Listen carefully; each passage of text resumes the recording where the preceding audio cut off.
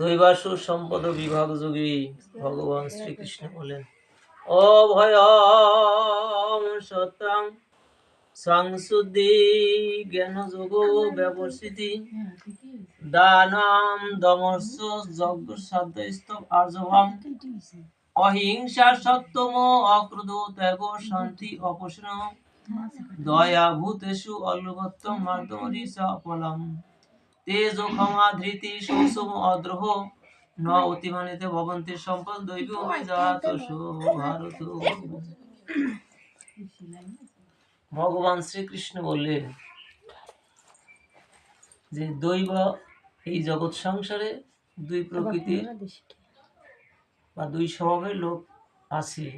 একটা দৈব স্বভাব সম্পন্ন, আর একটা হলো আসুরি স্বভাব সম্পন্ন।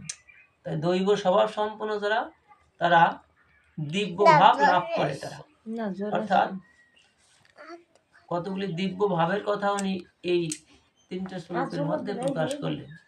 যে অভয়া অর্থাৎ যারা দৈবী স্বভাব সম্পন্ন এবং দৈবী অর্থাৎ দিব্য গুণ সম্পন্ন যারা, তারা একমাত্র এই জগৎ সংসারে ভগবান ছাড়া আর কাউকে কোনো কিছুকে ভয় পায় না। তারা যদি নির্জনেও চলে যায়, জঙ্গলেও চলে যায়, সেইখানেও ভাবে ভগবান তো আমার সঙ্গে আছে। অতএব ভগবান যার সাথে থাকে তার ভয়ের কি আছে? অভয় পদে যে শরণ নিয়েছে সে কখনো আর কোনো কিছুতে ভয় পায় না। সত্তা শুদ্ধি অর্থাৎ আমাদের সত্তাটাকে শুদ্ধ করতে হবে। এই সত্তাটা আমাদের চিত্ত শুদ্ধি হয়, আমাদের দেহ শুদ্ধ হয় আমরা স্নান দান করলে, কিন্তু সত্তার শুদ্ধি এভাবে হয় না। একমাত্র সত্তা শুদ্ধি হয় কখন? একমাত্র হরিনাম সংকীর্তনের মধ্যে দিয়ে। সদা সর্বক্ষণ যখন জীব হরিনাম সংকীর্তন করে, এতেই আস্তে আস্তে তার সত্তাটা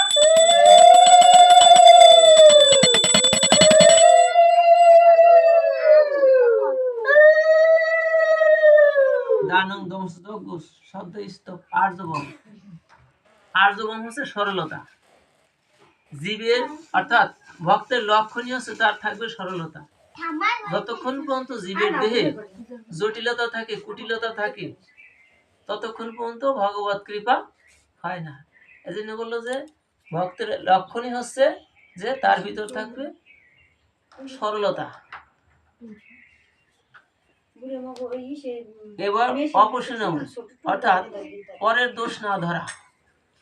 পরের দোষ না ধরা। কখনো ভক্ত কখনো অন্যের দোষটা খোঁজে না। ভক্তের স্বভাবই হচ্ছে, জয় নিতাই, জয় গৌর হরি বল, ভক্তের স্বভাবই হচ্ছে যে সে অপরের দোষটাকে দেখে না। সে অপরের দোষ দেখে না, অন্যের সমালোচনা করে না, আত্মসমালোচনা করে যে আমি কি করতে পেরেছি। অভক্ত সবসময় পরের দোষটা খোঁজে, নিজের দোষটা কখনো সে অর্থাৎ নিজের দোষটা দেখে না। আয়নায় সে দর্পণে নিজের ছবিটা কখনো দেখে না যে আমি কেমন, রাধে রাধে হরি বল। সে শুধু পরের অবয়বটা, পরের ছবিটা দেখতে চায়। ভগবান বললো যে না, তুমি আগে তোমাকে আগে দর্পণের সামনে নিয়ে হাজির করো। দেখো তোমার ভিতর যদি কোনো দোষ ত্রুটি থাকে ওইগুলিকে তুমি শুধরাও, সংশোধন করে।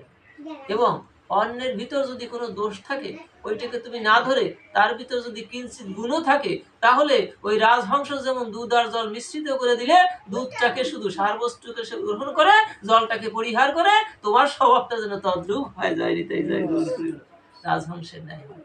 তাহলেই তোমার ভগবত কৃপা। এমনি ভাবে 26টা দিব্য গুণাবলীর কথা বললেন।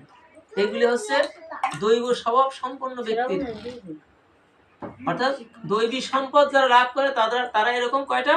26টা দিব্য গুণের অধিকারী হয়। আর যারা আসুরি স্বভাব সম্পন্ন তাদের কথা বললেন, দম্ভ দর্প অভিমানস্য ক্রোধ পারস্যম এবস অজ্ঞানাংশ অভিজাতস্য পার্থ সম্পদ আসুরি।